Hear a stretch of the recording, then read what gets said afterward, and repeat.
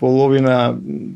пред еден месец, така нешто, барав по архивата кај што имам касети снимени како деца, заедно со мојот брат, и најдов токму снимки кои што ги имам на мој 8 години како управувам со тогаш фиќо имавме на мојот татко заедно со мојот брат и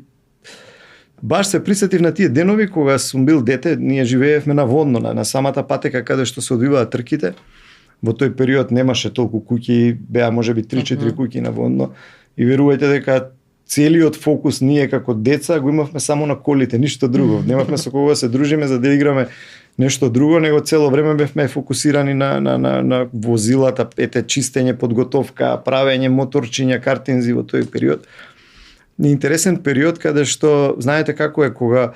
ретко некој да остане од мислите во детството од она што го сакал да го истера цел живот. Навистина интересна приказна која што еве сега во моментов ти го најави дека се подготвува баш еден документарен филм кој што ќе биде од самите почетоци на моето детство со автентични снимки кои што сум ги имал јас на многи рани години, со почнувајќи со фиќото, со картинг, интересни снимки кои што би го доловиле мојот живот и да се знае дека за она што да биде мотив за следните генерации, за младите личности, дека доколку навистина посакуваат нешто, ако го посакуваат од срцето и ако се истрајни, све е остварливо.